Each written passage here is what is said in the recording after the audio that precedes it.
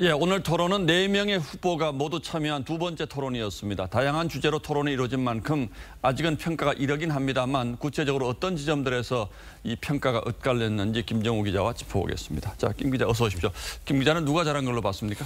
이게 사실상 지난 첫 토론회에도 가장 잘한 후보자가 누구냐라는 그런 조사가 굉장히 많았는데 여론조사마다 결과들이 다 제각각이었습니다. 그만큼 누가 잘했는지를 딱 잘라서 말하기는 어려울 것 같고요.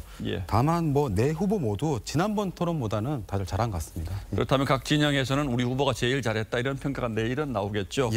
자, 그리고 주도권 자유 토론 이게 이제 가장 관심이었는데 안철수 후보가 윤석열 후보를 집중적으로 견제하고 그리고 또 저희가 이제 보통 여권이라고 이렇게 분류하는 심상정 후보가 이재명 후보를 또 집중적으로 견제하는 것 이게 참 눈에 띄더군요. 그 시간대만 봐도 그 주도권 토론이 각 사람당 7분인데 안철수 후보는 이제 윤 후보에게 5분 넘는 시간을 들여가지고 이제 압박을 했고 윤석열 후보도 본인 주도권일 때 대장동은 그만 물어보고 백현동 묻겠다며 이재명 후보를 일단 공격했습니다.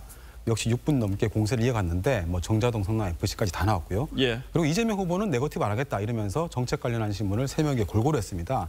그리고 이제 마지막으로 심상정 후보는 차별금지법하고 이제 배우자 문제로 5분 넘게 이 후보를 공격했습니다. 자, 그러니까 심상정은 이재명, 안철수는 윤석열을 저격하는 이런 구도였는데 그 이유가 뭘까요? 그 각 후보 진영하고 여러 전문가들 얘기를 들어보면 양자 토론이 아닌 이렇게 다자 토론일 경우에 한쪽에서 결정적인 실수가 나오지 않는 이상 기존 지지 후보를 이렇게 확 바꾸는 경우는 굉장히 드물다고 합니다.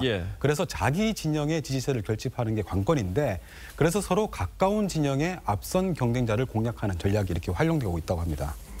그러니까 예를 들어서 안철수 후보가 이재명 후보를 공격해도 이재명 후보의 지지자들이 안철수 후보나 윤석열 후보 쪽으로 넘어오지 않는다. 이런 뜻이겠네요. 그럴 그렇습니다. 수도 있겠군요. 자, 어쨌든 가장 큰 관심은 적폐 수사가 이제 가장 최근에 제기된 이슈 그리고 배우자 의혹이었는데 이건 어떻게 진행이 됐습니까? 일단 우선 배우자 리스크의 경우에 지난 토론 때 안 나왔는데 오늘 심상정 후보가 갑자기 꺼내들었습니다. 그래서 이재명 후보에게 이건 배우자를 떠나서 후보의 자격 문제라면서 막 몰아붙였고요. 그리고 윤 후보에게는 이제 주가 조작 의혹, 김건희 씨 주가 조작 의혹을 내밀었습니다. 그런데 둘 다 답변 시간이 없거나 좀 부족해서 제대로 해명할 시간은 없었고요. 적폐 수사의 경우에 서로 공방을 벌이기보다는 그 이재명 후보가 막판에 심상정 후보에게 질문을 할 때 그 중용해준 대통령에게 정치 보복을 한다 이런 식으로 이제 윤 후보를 간접적으로 공격을 했고 마지막 마무리 발언에서도 그런 이제 좀 보복의 그런 메시지가 있다라는 식으로 이렇게 살짝 언급을 했지만 직접 맞붙거나 그런 공방이 벌어지지 않았습니다. 유권자 입장에서는 상당히 관심 있는 주제이긴 합니다만 후보들이 직접 이 문제를 가지고 논쟁을 벌이기에는 서로 다 사실 좀 부담스러운 측면이 있는 그런 주제였죠. 그리고 그게 또 마침 이제 또 센 질문일 경우에 내가 하기보다는 남이 해주길 원하는 것도 굉장히 많기 때문에 서로 그런 눈치도 조금씩 보는 것 같습니다. 본인이 하는 것보다 남이 해주는 게 좀 더 효과적이다. 그래서 눈치를 본 측면이 있다. 자, 그렇게 알겠고요. 자, 그러나 지난번보다는 분명히 강도가 세진 측면이 있어 보이는데 이제 강도가 세지다 보면 서로 주장을 하는데 저희가 보기에는 사실관계가 맞지 않는 주장들도 간혹 있었어요. 그래서 이게 각 후보 측에서 토론이 진행되는 그 한 2시간여 동안 실시간으로 공지가 계속 듭니다. 끝나고 나서 공지가 뜨는 게 아니고 토론의 진행 일종의 팩트 체크를 토론 진행 중에 해준 셈이군요. 각 이제 일단 그 민주당하고 국민의힘의 경우에 둘 다 알려드립니다. 이렇게 제목을 달고 똑같이 올라오는데 제가 여기 들어오기 직전까지 봤더니 국민의힘에서 11건 올라왔고 민주당에서 10건이 올라왔습니다.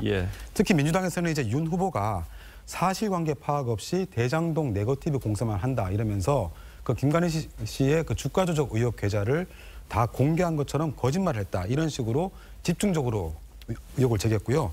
국민의힘에서는 이제 이 후보가 부인한 그 성남산업진흥원 채용 의혹과 관련해서 관련 인사 명단을 공개하고 대장동, 백현동 비리 의혹에 대한 그래서 이 후보가 허위 답변을 했다면서 관련 자료들을 제시를 했습니다. 그래서 보다 구체적인 팩트체크는 이제부터 계속 밤새도록 나올 걸로 보입니다.